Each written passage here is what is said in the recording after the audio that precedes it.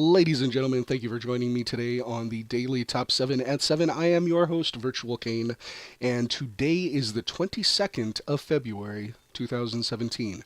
If you are going to be in the Southern Oregon area and would like to win tickets to a show on March 6th, please leave your name in the comments. At the historic Ashland Armory, we are bringing Sick Puppies, Devour the Day, and Fallen Theory, all on March 6th. So if you are interested in winning tickets, please leave a comment, and we will give a pair of tickets to the very first person who does so. And we are seriously considering having another drawing after this. So the sooner somebody comments, the sooner we can get on to that next drawing. Here's the news. Thousands mourn Blind Sheik convicted in 1993 World Trade Center bombing.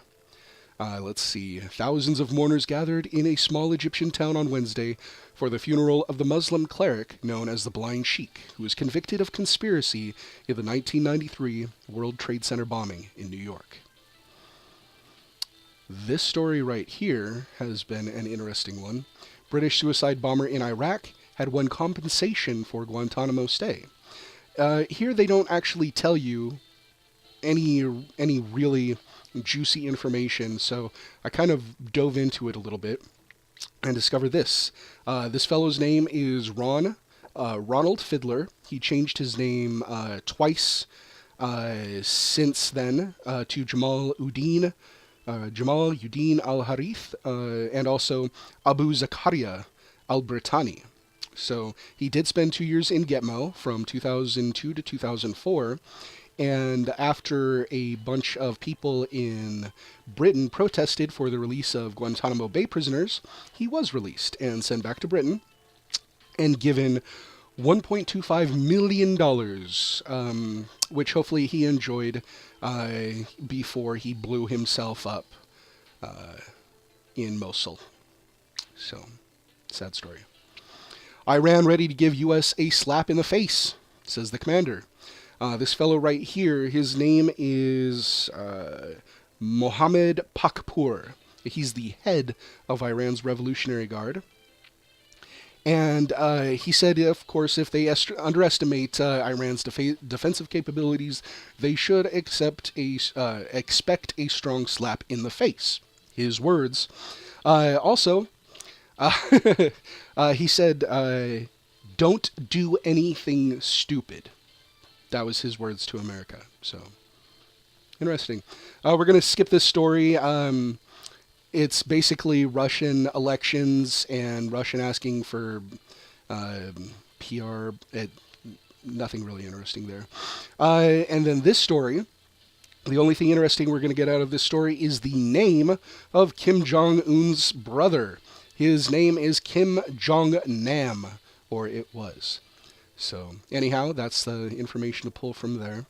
Ukrainian right-wing groups stage anti-government rally in Kiev. A few thousand Ukrainians rallied on Wednesday to demand a change of political leadership in a demonstration that coincided with the third anniversary of the ousting of pro-Russian President Viktor Yanukovych amid mass street protests. This story I don't know too much about. Enda Kelly, he's the Prime Minister of Ireland, says that he will deal very shortly with the issue of his leadership. Apparently, he has been facing some pressure to step down. So we'll see pretty soon how that turns out.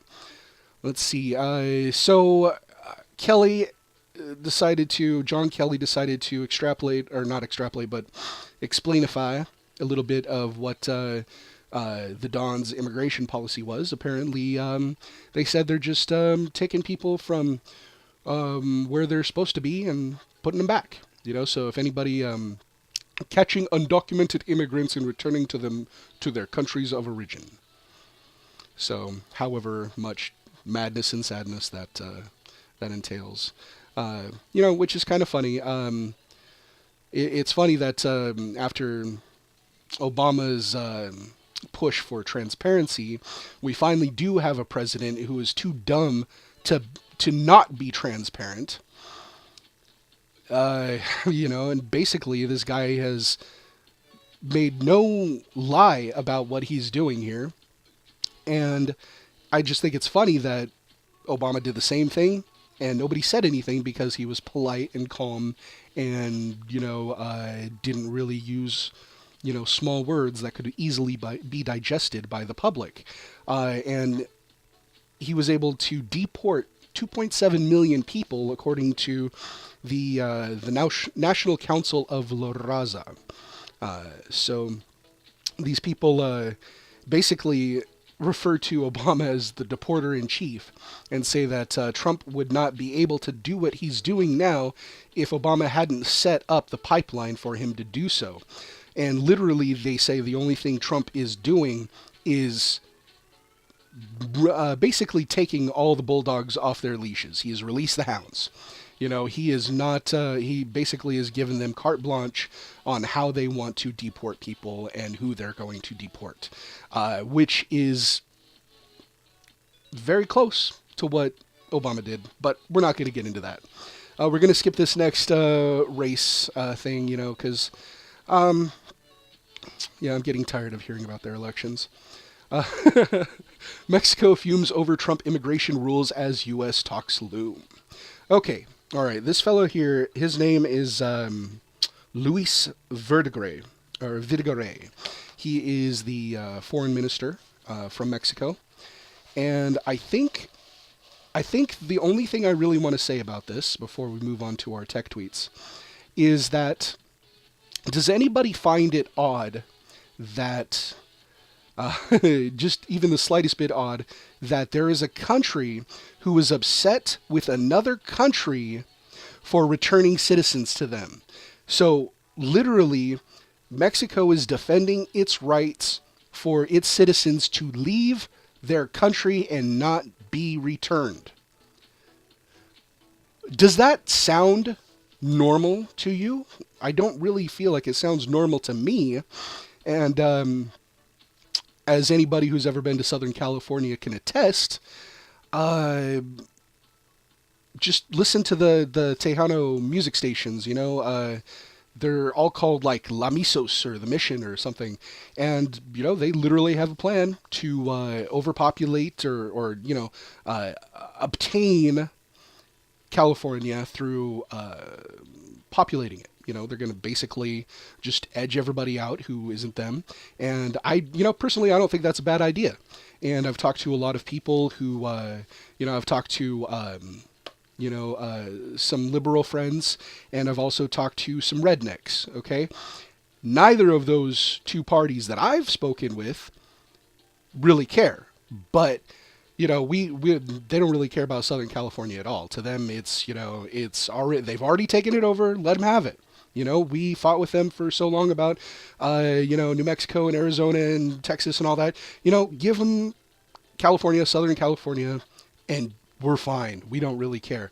I mean, all we want is the area from Sacramento to Eugene. We want the bottom of Oregon, and we want the top of California, and we're going to turn that into a new state called the state of Jefferson. And that's been the plan since the 50s, but apparently a lot of stuff has been going on. So if you are part of the mission to take over California, good luck. I wish you all the best. But please help us to get the state of Jefferson off the ground if that's your goal. So that's all we want. So I think that could be pretty reasonable. I think it is. So all right, guys. Twitter. Okay, so heliocentrism is the bit of the day. Okay, what do we have here? For women like Mary, an entrepreneur in Kenya, contraceptives are key to breaking the cycle of poverty. Sad, true, and also news, okay? Scientists add 50,000 seeds to Arctic doomsday vault because everything is awful. Also, I could see that as being news, more of reassurance to the elite who are going to be surviving us after the EMP. or the alien attack or whatever it is that they're planning. Anyhow, I'm kind of leaning towards alien attack because look at all these renders that they've made of, habitable planets. So, they came from these habitable planets and they're kind of like us, but they're not.